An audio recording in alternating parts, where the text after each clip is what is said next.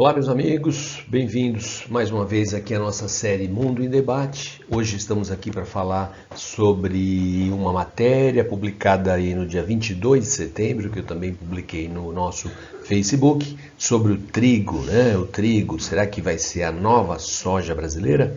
Então é isso aí, vamos falar sobre esse assunto que parece ser muito interessante para os nossos grandes vestibulares. Então vamos lá, meu nome é Marcelo Corrêa e mais uma vez aqui pelo Singular Ângulo Vestibulares para trabalhar este tema, certo? Bom, então eu deixei no dia 22 de setembro, está lá no Facebook, o título dado pela Folha de São Paulo é este, né? Trigo pode ser a nova soja da Embrapa e já chama a atenção da Coreia do Norte.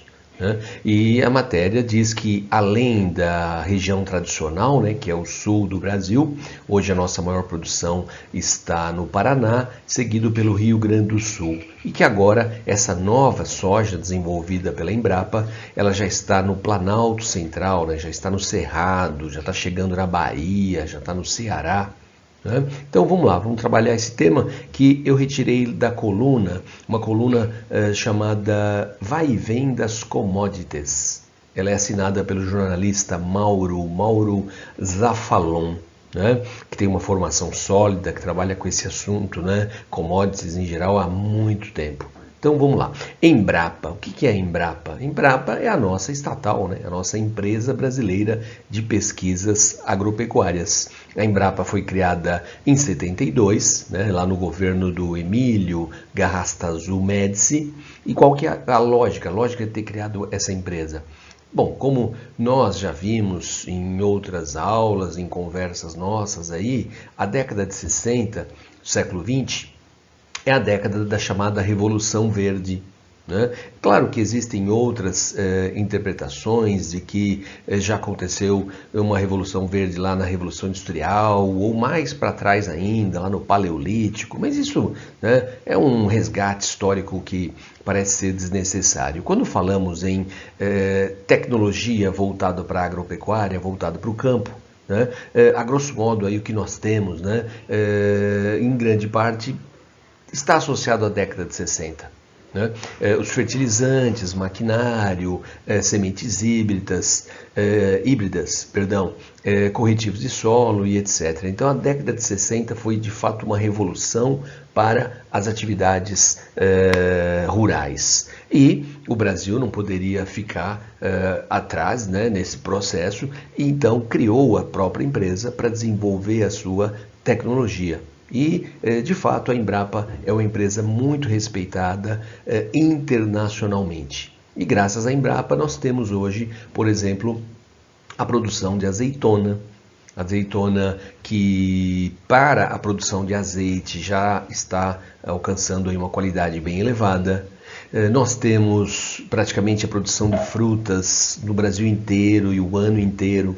A uva também, a qualidade da nossa uva aumentou muito, inclusive uvas voltadas à produção de vinho, espumantes. Então o Brasil de fato é referência quando o assunto é tecnologia aplicada ao campo. Né? Claro, com uma certa ressalva, nós verificamos que na prática o pequeno proprietário tem uma dificuldade, né, em ter acesso a essas tecnologias, mas hoje não estamos aqui para falar disso, e sim do trigo. Trigo que é algo próprio de climas temperados, climas com estações bem definidas, e graças a esse esforço tecnológico, como eu citei logo no início, hoje já estamos plantando trigo até mesmo na Bahia. Bom, a matéria faz referência ao trigo que vem sendo cultivado no Cerrado, né? Portanto, né, Planalto Central. E qual seria a vantagem? A vantagem é que essa variante do trigo, né, fruto de uma longa pesquisa desenvolvida pela Embrapa, essa variante do trigo, a colheita se dá em agosto. Agosto é o fim da estação seca, que é o meio do ano, né? E é o ponto ideal para a colheita. E se você comparar, por exemplo, com o trigo que vem do Rio Grande do Sul, do Paraná ou mesmo da Argentina, Uruguai, né? Esse trigo vai chegar para nós aqui no começo do ano. né? Então, qual que é a vantagem? Colher o trigo em agosto é colher numa época diferente do trigo já cultivado, né, no Brasil e mesmo do trigo importado. Isso significa que os moinhos estão praticamente vazios, então você tem um custo menor no processamento. Né? E sem falar também que, estando ali no Planalto Central, o acesso ao mercado mineiro, o mercado carioca, né? O próprio Nordeste, mas ainda que São Paulo o acesso tem um custo reduzido, o frete, né? O transporte desse trigo tem um custo mais interessante aí. Vamos lembrar que esse trigo, né, produto aí do esforço tecnológico da Embrapa, ele está adaptado à realidade, né, climática do nosso Planalto Central, portanto do Cerrado. E que existem ecossistemas semelhantes a esse, por exemplo, no continente africano, na Ásia, e daí o interesse, né, de alguns países, como a Nigéria. A Nigéria já está em contato com a Embrapa porque tem interesse, quer testar. Você tem a Coreia do Norte. A Coreia do Norte é um país, né, isolado, parece ser assim, um parceiro inimaginável e que está interessado também, porque não tem as condições, né, lá climáticas para cultivar o trigo que é cultivado na China, que é cultivado na Europa, né, em Estados Unidos, Canadá e etc. Então está abrindo aí, a Embrapa está abrindo inúmeras possibilidades para o cultivo desse cereal tão valorizado, né, visto que é consumido no mundo todo. Né? Então, por exemplo, Emirados Árabes. Emirados Árabes é um país muito pequeno, óbvio que se falar em volume não é um grande comprador nosso, mas é considerado um país extremamente exigente. Né?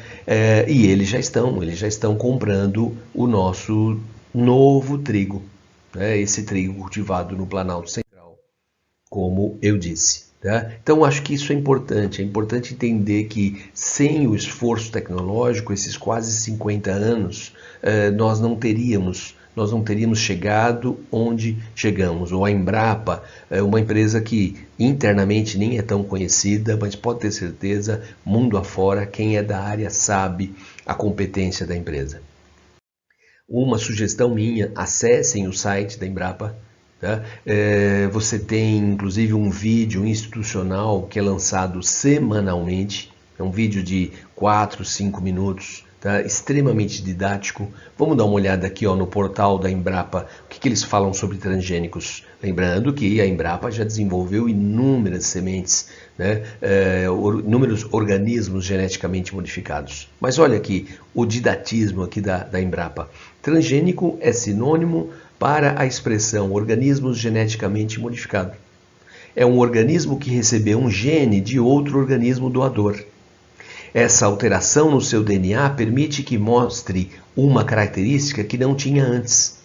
A transgenia é uma evolução do melhoramento genético convencional que permite transferir características de interesses agroeconômicos entre espécies diferentes, com o objetivo de torná-las resistentes a doenças ou mais nutritivas, entre outras inúmeras aplicações. Tá vendo que clareza, tão poucas linhas, né? Melhoramento, né? É uma evolução do melhoramento genético convencional, que seria o quê? O cruzamento de diferentes espécies. Agora não, eu vou inserir um gene, né, que provém de um outro organismo, que ele está chamando aí de organismo doador, e esse gene, né, esse gene que eu vou introduzir, vai dar a característica que me interessa.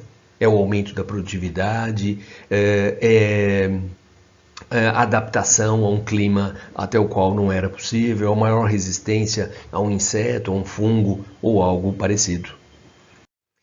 Olha aqui mais uma matéria da Embrapa, né? Cientistas desenvolvem cana transgênica resistente a herbicida e a inseto praga, a broca, né? Broca é a maior dor de cabeça aí de quem cultiva a cana. Essa matéria é de 2018, olha lá, março de 2018. Então não é de hoje. Há um tempo a Embrapa vem desenvolvendo sementes transgênicas que, de acordo com a empresa, é um cultivo seguro para o meio ambiente e, óbvio, para quem consome. Claro que existe toda uma controvérsia em torno disso, mas hoje nós não estamos aqui para falar disso. Mas é lógico, é importante lembrar que isso existe.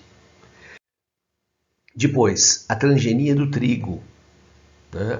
A transgenia abre novas possibilidades para incorporar características desejadas no trigo, sejam atributos agronômicos ou nutricionais. Ainda distante do consumidor, isso é importante, o trigo transgênico deverá compor o cenário futuro na produção de grãos. Então, existem experiências para a produção de um trigo transgênico, mas, como diz o texto da própria Embrapa, o trigo transgênico deverá compor, né, ainda distante do consumidor. Esse nosso trigo, né, esse que parece ser a nova soja, que vai avançar agora pelo Centro-Oeste, que a produção tem tudo para avançar pelo Centro-Oeste, ainda não é transgênico. É fruto do cruzamento, ele é híbrido, é o cruzamento de vários grãos, tá? Mas ainda não é o trigo transgênico, que é uma promessa, como diz a própria Embrapa. Outro fator muito importante para pensar aí nesse provável avanço do trigo sobre o Centro-Oeste é que pode parecer que, bom, agora o cerrado desaparece de uma vez por todas, porque de fato a soja, o boi comprometeram bastante esse bioma, né, o cerrado, a savana brasileira, e aí você pode imaginar, então agora com o trigo vai arrebentar. Não por quê? Porque a época é outra. Então, o cultivo do trigo ajuda a recompor o solo, né? E após a colheita do trigo, a palha que fica sobre o solo, tá, também protege o solo, ajuda a recomposição orgânica do solo. E quando você planta após o trigo, você planta então a soja, o feijão, o milho, tá? Tudo vai melhor. O trigo ajuda então o proprietário a recompor o seu solo. Né? E sendo então uma outra época, não compromete a soja. Óbvio, de fato a soja é importante, muito importante para a nossa economia, manutenção das exportações. Então você não vai parar de plantar soja, o contrário, na entre-safra você vai plantar o trigo e que além do retorno, né, pelo valor, né, dessa commodity no mercado, além do retorno, você ajuda na recomposição do solo. Há 2, 3 anos, a Embrapa afirmava que o ciclo do trigo no Brasil era de 110 dias. Né? E já era um baita de um avanço, porque em lugares como Europa ou Estados Unidos, o ciclo é de 180 dias. Então, as nossas características de solo e clima, dessas variáveis, né, recém-criadas pela Embrapa, já era de um ciclo bem menor, de 110 dias. Hoje a Embrapa já está falando porque é uma busca constante, o aprimoramento, né? As sementes mostradas agora em 2020, o ciclo é de 90 dias. É a metade do tempo que eles levam na Europa e nos Estados Unidos para cultivar. E em alguns lugares no Nordeste, eles já conseguiram, claro que estamos falando de um cultivo experimental, mas eles já conseguiram um ciclo de 75 dias. Então, né, um tempo muito curto ajuda na recomposição do solo e ainda vai te dar, certamente, para você, produtor, um bom retorno. Bom, e para finalizar, as notícias tão boas, né, vindas da Embrapa sobre essa possibilidade do Brasil se tornar um grande exportador de trigo, também de trigo, mostrar o quê? Mostrar alguns números com relação à produtividade. Por exemplo, no Sul, no Paraná, no Rio Grande do Sul, a produtividade média, né, por hectare é de 3 mil quilos. É o que esperamos nessa safra aqui, já, né, para a próxima, aí, na verdade, de 2021. Né? 3 mil quilos. E a produtividade no Nordeste, por exemplo, dessa nova variante aí do trigo, da Embrapa, é de 5.700 quilos no Nordeste. No Distrito Federal, 4.235 quilos por hectare. Lembrando, no Sul, a produtividade é de 3 mil quilos. 3 mil por hectare. No Nordeste chegou a 5.700 quilos. Em algumas lavouras irrigadas, tudo bem, aí muda a estratégia, muda custo, chegamos a mais de 8.000 quilos por hectare. Quase 3 vezes a produtividade que alcançamos no Paraná e no Rio Grande do Sul. Então, de fato, é uma ótima notícia e melhor ainda quando não impacta o cerrado, né? E que garante a recuperação dos solos já cultivados.